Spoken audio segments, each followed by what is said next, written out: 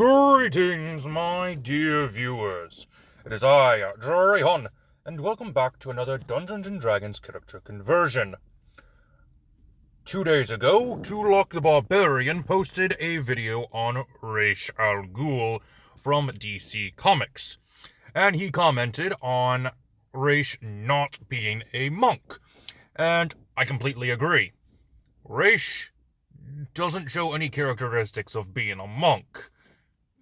Maybe a couple, but not really.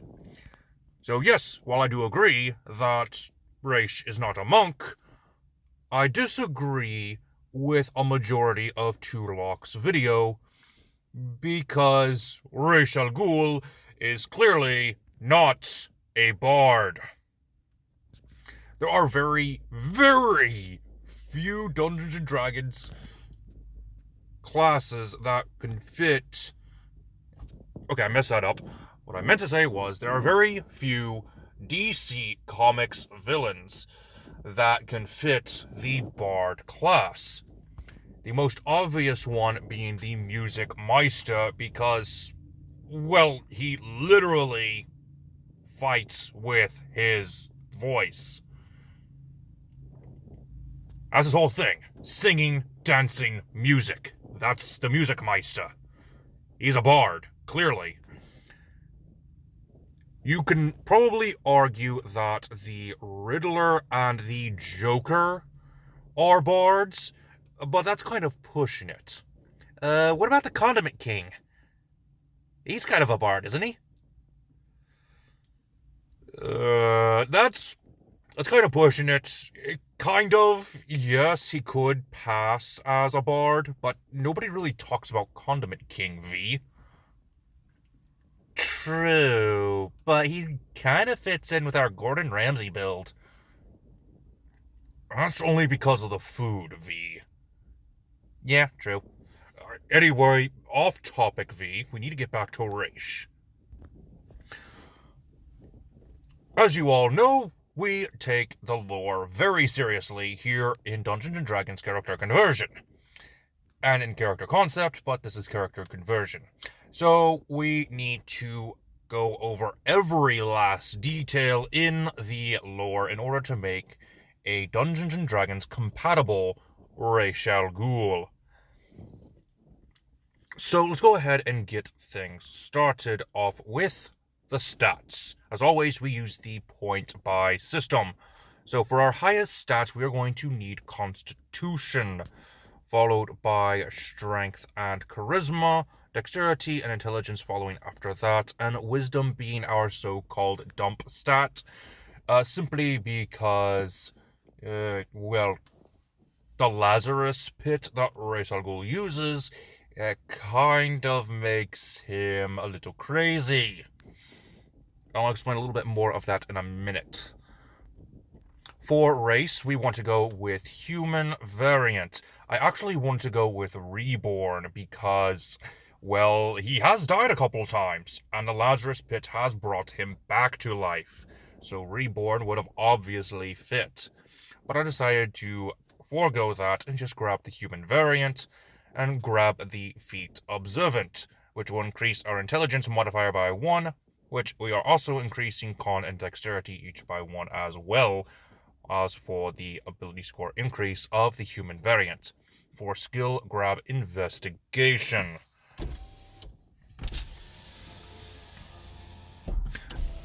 And languages, grab common and undercommon. He is a criminal mastermind, so he is going to need undercommon for sure. For background, go ahead and grab Sage, because he knows just about everything for as long as he has lived, and if he doesn't know something, he knows where to go to look up the said information. So, definitely fitting with the Sage background. For skills, grab Arcana and History. Languages, you get 2 of choice. It doesn't really matter which ones you grab, whichever ones you feel are useful for your campaign. You also get the feature known as Researcher. You know where to get information if you don't know it already. For class, we're going to start off with Barbarian, mainly for that good old-fashioned 15 starting hit points. And also for the ability Rage. As stated in Barbarian's class information, you're able to get your rage from just about anywhere, whether it be emotional or chemical. And since the Lazarus Pit tends to make people a little bit mad, yeah, it kind of fits. And for skills, go ahead and grab Intimidation and Nature. You also get Unarmored Defense, which also fits with Rachel Ghul, since, well, he doesn't really wear armor. A few times he even goes without a shirt. And that seems to be the stereotype of barbarians. Anyway, you also get saving throws in Strength and Constitution, which actually makes sense for Rachel Ghul. Now, you could technically forego this level in Barbarian, since it's the only level we are getting in Barbarian. This is simply for the Lazarus Pit flavor, much like I stated for Reborn, but I forego that as well. We're just grabbing Barbarian simply for the flavor. You can ignore it if you wish. What's going to be important are the next few classes we are using. Starting things off, we are multi-classing into Fighter. This will give us a D10 hit die, as well as the fighting style Dueling, which increases our ability to fight by 2.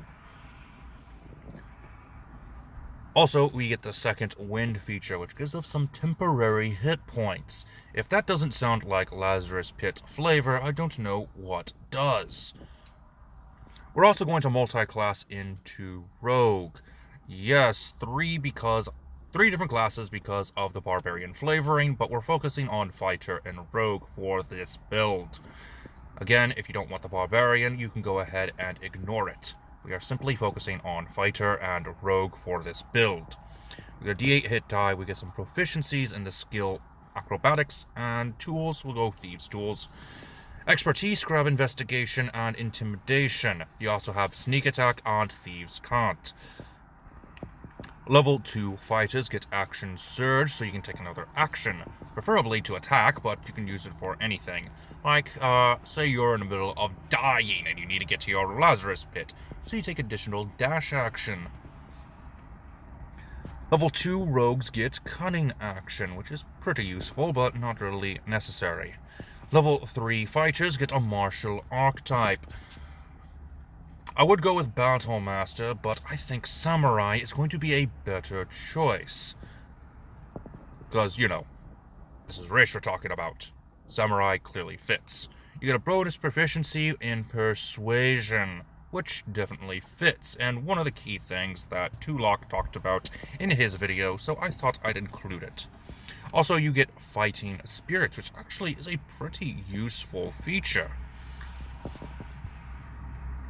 Level 3 rogues get a Roguish Archetype, and there are actually 2 archetypes that can fit Rachel Ghul. Since he's a criminal mastermind, it would make sense to be a mastermind rogue. This will give you Master of Intrigue and Master of Tactics. Tulok went with a Bard that uses the Valor subclass, so having a mastermind rogue would actually perfectly replace the stupidity that is the Bard, since, you know, Rish is nowhere close to being an entertainer.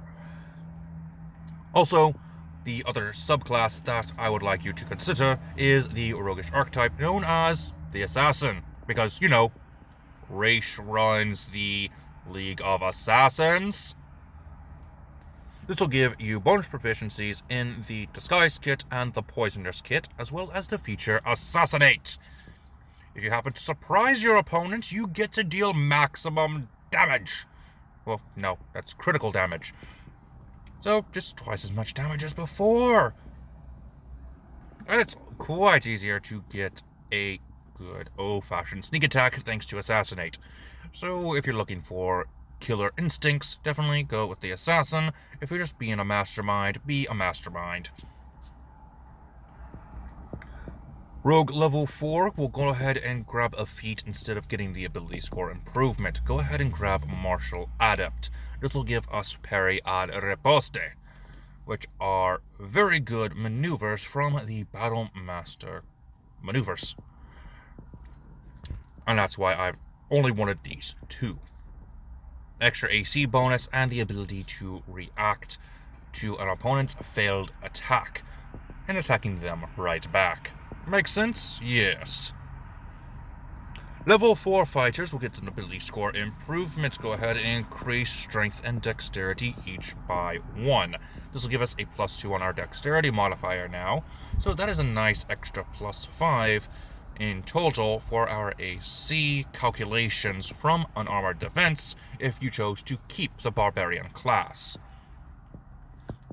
Level 5 fighters get an extra attack, so now we get to make 2 attacks per attack action. So if we are attacking, we get 4 attacks in total thanks to action surge if we are just attacking. Level 6 fighters get an ability score improvement. Go ahead and increase intelligence and charisma each by 1, making them both 14 for a +2 to each of their modifiers, which makes perfect sense. Level 7 fighters of the Samurai subclass get Elegant Quarter, which is pretty useful in my opinion, having some advantages on some of your checks. Say, Persuasion. Level 8 fighters get another ability score improvement. Go ahead and increase your dexterity by 2 this time, making it a 16. Oh look, that's a +6 for your unarmored defense. So I believe that is what? 16? Pretty good, and you don't need armor. What do you know? Fighters at level 9 get Indomitable, so you get to reroll your saving throws. Pretty useful in my opinion. Level 10 fighters at the Samurai archetype get Tireless Spirit, which is honestly a pretty useful feature. Level 11 fighters get another extra attack. That is 3 attacks per attack action. Very useful. Level 12 fighters gets an ability score improvement. Go ahead and increase your wisdom by 2, rounding it off to a 10 so we have a nice stable wisdom. I'm sure the madness from the Lazarus Pit has worn off by now. Level 13 fighters get another use of Indomitable, so you can save yourself the trouble of failing those saves.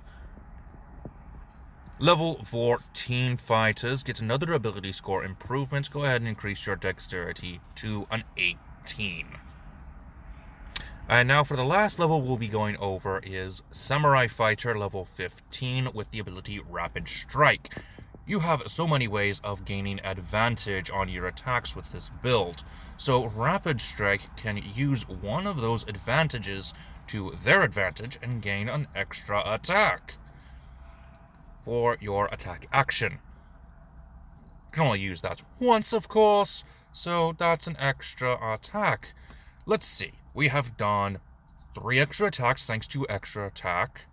And the action surge, that's another 3 there. So that's 6. Rapid Strike will give us an extra attack on top of that. So that is 7 attacks in 1 turn. What's more useful? Swinging your sword a bunch or singing? I think swinging our sword is pretty darn useful. No offense, Tulok, but Bard is a bad idea. Now, if you did not take the Barbarian level, I would recommend going to a Fighter level 16 so you can get another ability score improvement and increase your Constitution by 2. That way you're a little bit better at protecting yourself. Or, just increase Dexterity to 20. Because, that's useful. You could also get your rogue up to a level 5, making it easier to dodge, since you gain the uncanny dodge. But that's only if you were to forego the barbarian level. And looky there, we have a 20th level Ghul, who is stronger in every single way, to the Bardzal Ghul created by Tulok. And, actually fits the lore? Of course, this is only friendly banter, Tulok. I don't mean to insult you. You are a great YouTuber. But perhaps actually looking into the lore? We don't need another Matthew Patrick in this area. So, what did you think, viewers? Did you enjoy my version of Ra's al Ghul? A barbarian fighter rogue. Has nothing to do with the bard. Did you enjoy it? Do you think this is more useful than Tulok's? Whose Ra's al Ghul is stronger? Let me know down in the comments section below. And until next time, this is Drahon, and I am offline.